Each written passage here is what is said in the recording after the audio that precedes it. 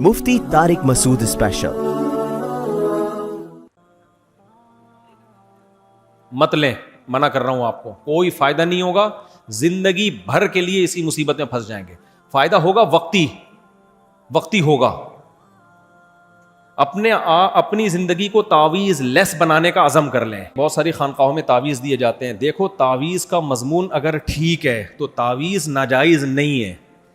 بعض لوگ اس میں غلو کرتے ہیں کہ تعویذ پہننا شرک ہے۔ بھائی شرک کہاں سے ہو گیا؟ اگر اس میں یا اللہ مدد لکھا ہوا ہے تو اللہ سے مدد مانگ رہا ہے۔ ہم تعویذ کے خلاف نہیں ہیں، ہاں اس لحاظ سے میں اس کے خلاف ہوں کہ جو ان چیزوں میں پڑتا ہے وہ پھر کوئی انتہا نہیں ہے اس کی، اس لیے میں اپنے گلے میں کبھی تعویذ نہیں ڈالتا۔ اب تک کی رپورٹ کے مطابق اللہ کا فضل ہے، اللہ نظر بد سے بچائے، میرے 18 بچے ہیں، 18.25 آپ کہہ سکتے ہیں، تو ایک بچے کے گلے میں بھی تعویذ ہم نے کبھی بھی زندگی میں نہیں ڈالا۔ بہت بیماریاں بھی آئیں، یہ کر دو، ہم نے کہا نہ، جائز ہونے کے باوجود نہیں ڈالوں گا میں، کیونکہ میں نے دیکھا ہے جو تعویذ گنڈوں میں پڑے ہیں نا، پھر زندگی بھر ان پرچیوں سے دھاگوں سے نکلتے نہیں ہیں وہ، پھر ایک یہاں بھی آئے گا، ایک ادھر پلیتا، ایک ادھر پلیتا، ایک ادھر کان میں، ایک ادھر سے نکلا ہے، جیب سے الگ تعویذ فلاں نے دے دیا۔ یار حدیث میں اس کی حوصلہ شکنی کی گئی ہے۔ تو جو ہمارے اکابر بعض دفعہ تعویذ دیتے ہیں وہ اس لیے دے دیتے ہیں کہ فی نفسی ہی جائز ہے، ہم نہیں دیں گے تو کہاں سے جا کے لے گا یہ؟ پھر یہ جائیں گے یہ لوگ مزاروں پہ اور شرکیہ، تو بھائی تیرا ایمان کا وہ لیول نہیں ہے تو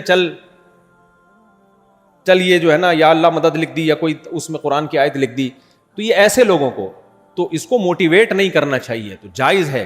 باقی ہمارے بعض اکابر ایسے تھے جو عملیات کرتے تھے، اس کا فائدہ بھی ہوتا تھا، لیکن وہ عامل نہیں تھے، وہ بطور کرامت کے، جیسے مفتی موسیٰ روحانی بازی رحمۃ اللہ علیہ عامل نہیں تھے، خوب سمجھ لو۔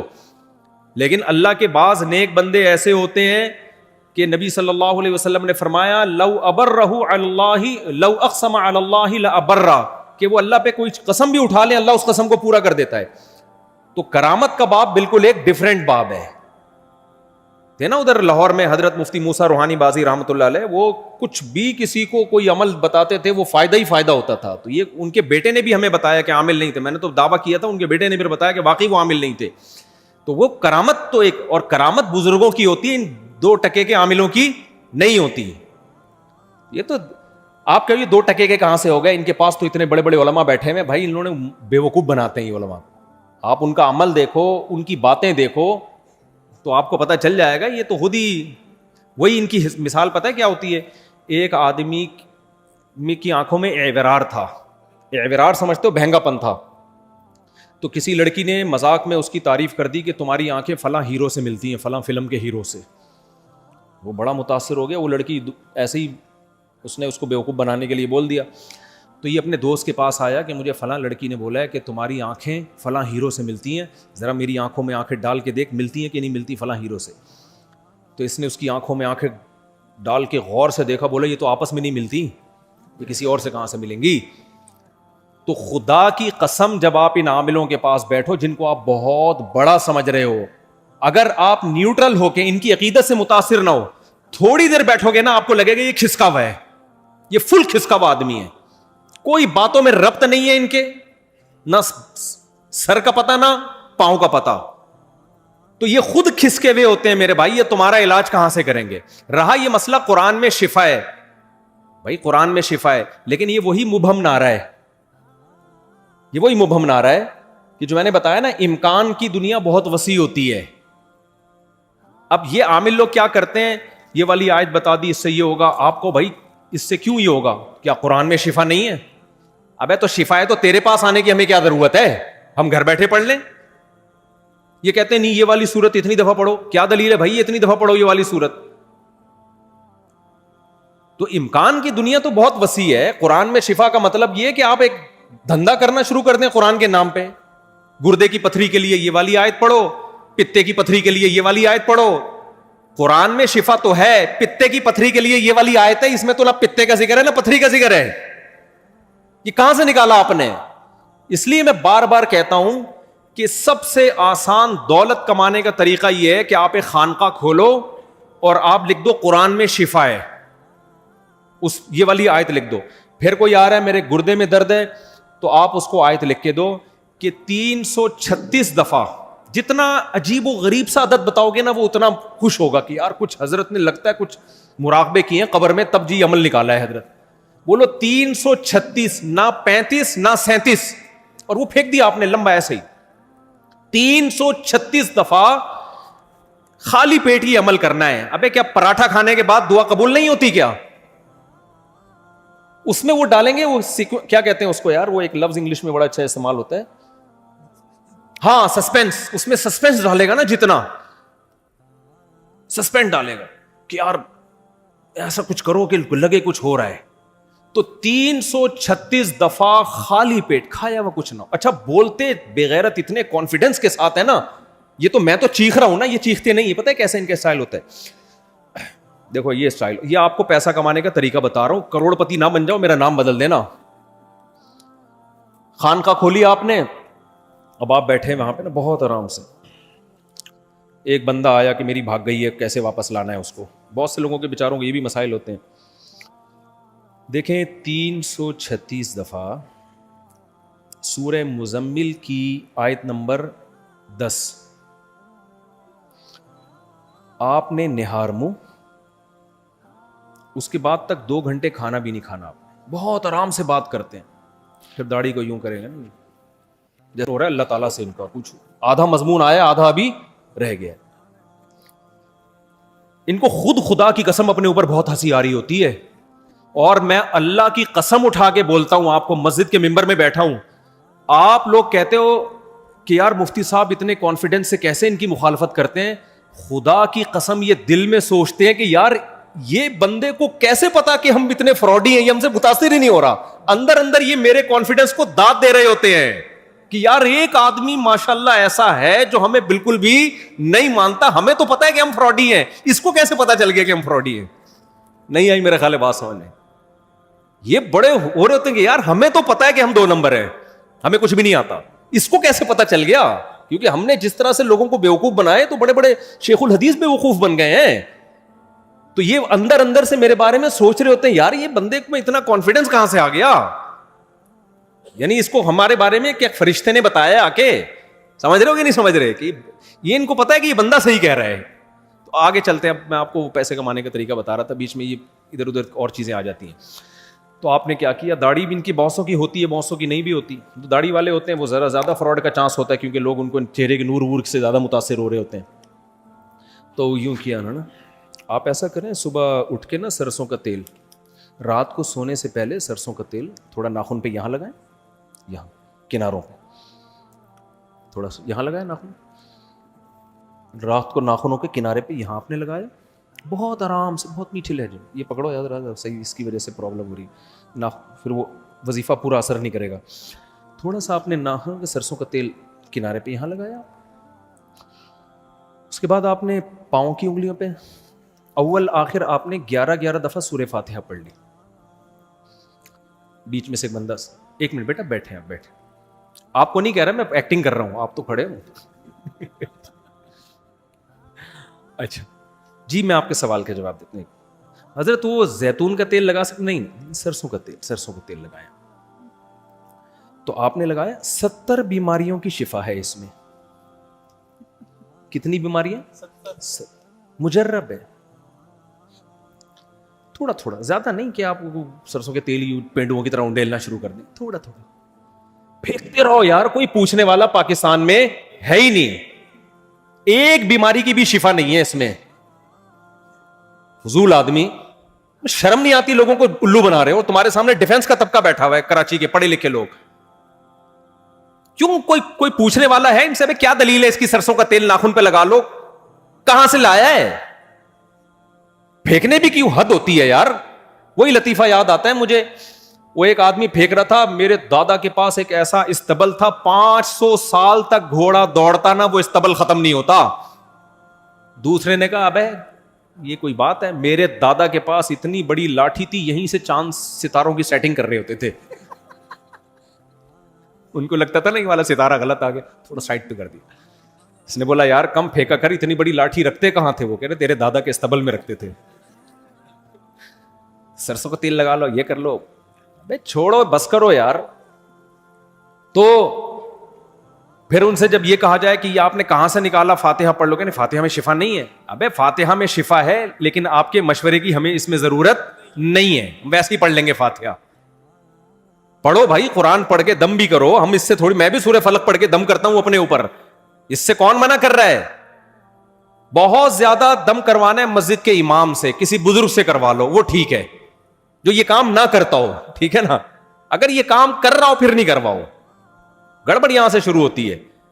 تو اس لیے یہ نا، یہ سرسوں کا تیل لگا لیا، اس میں یہ عمل کر لیا، یہ مجرب ہے. کہاں سے پتا چل گیا مجرب ہے؟ کس کا تجربہ ہے بھائی؟ یہ فلاں کا تجربہ ہے، فلاں کا تجربہ ہے. آپ یہ بھی پھینک رہے ہیں فلاں کا تجربہ ہے. کتنے مر چکے ہوں گے، ان تجربوں کی بھیٹ چڑھ چکے ہوں گے.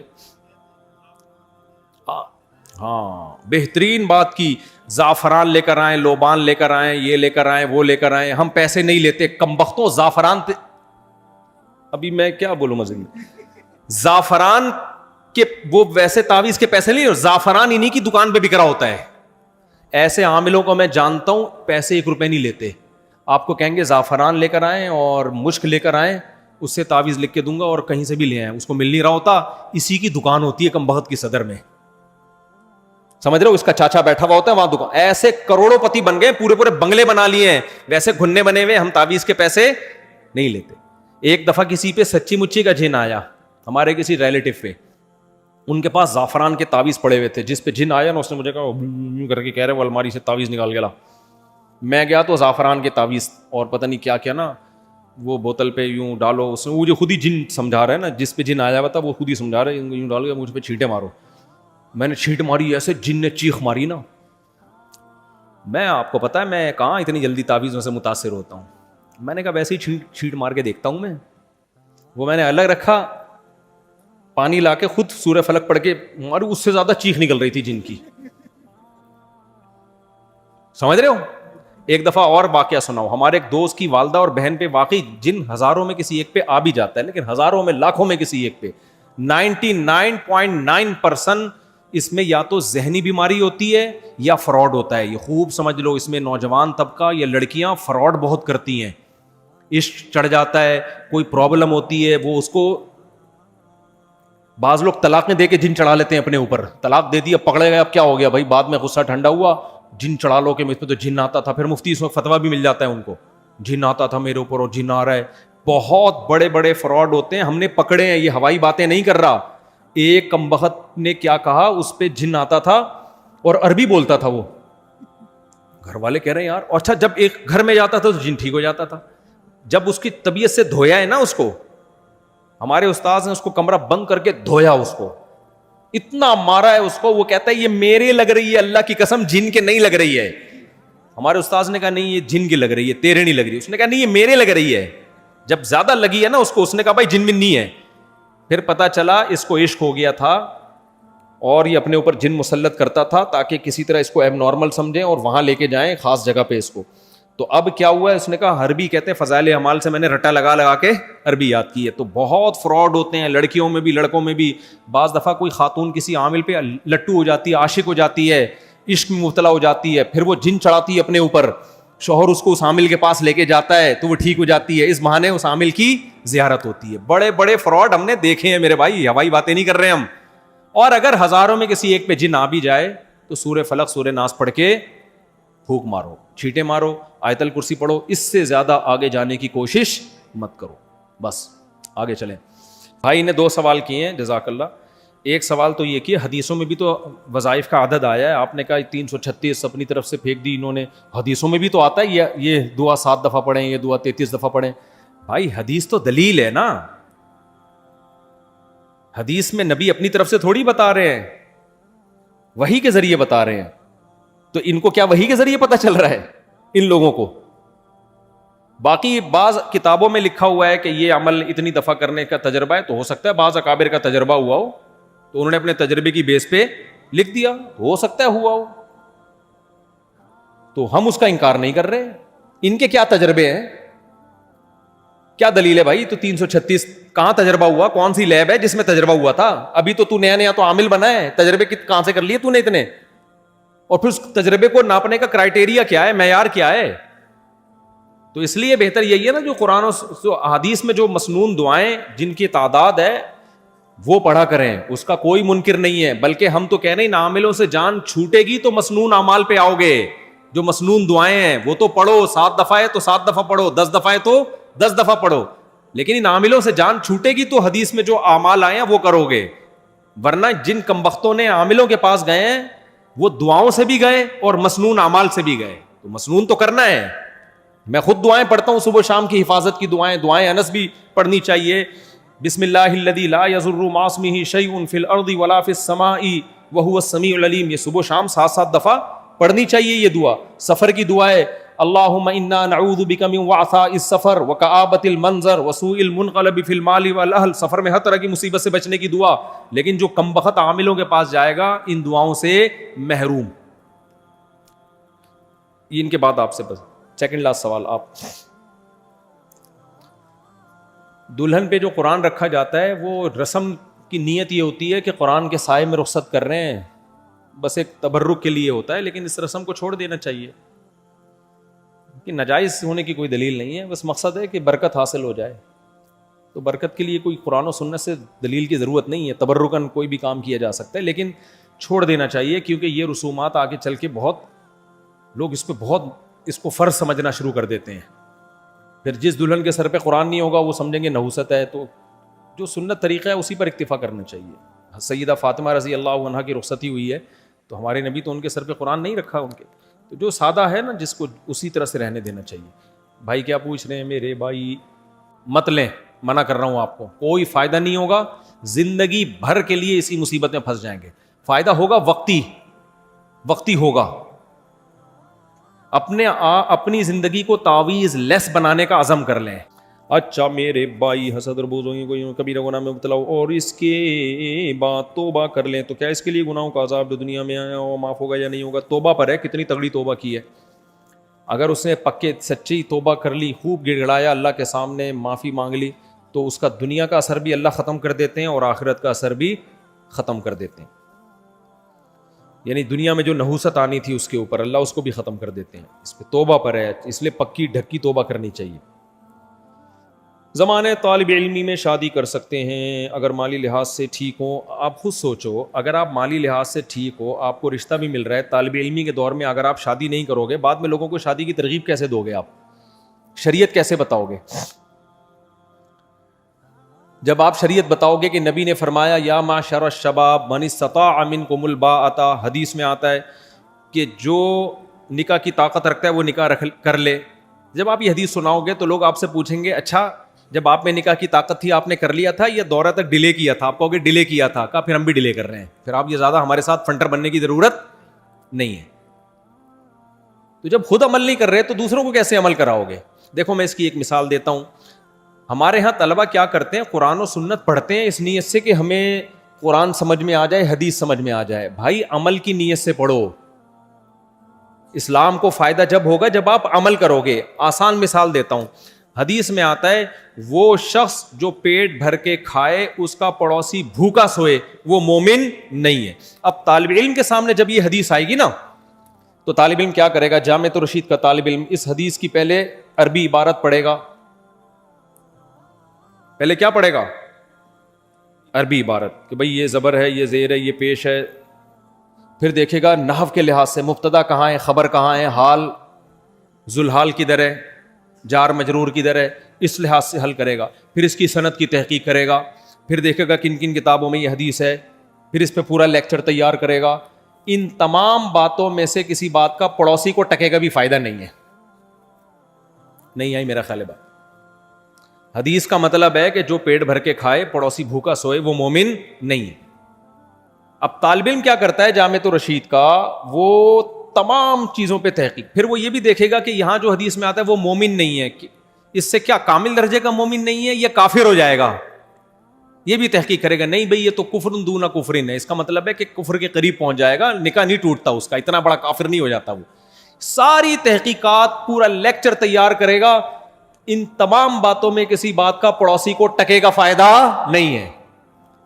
پڑوسی حدیث کا جو منشا ہے نا, حدیث کا جو مقصد ہے وہ یہ نہیں ہے کہ آپ کو یہ پتا ہو حال ذوالحال جار مجرور صفت موصوف سند کیسی. حدیث کا مقصد ہے پڑوسی بھوکے نہ سوئیں.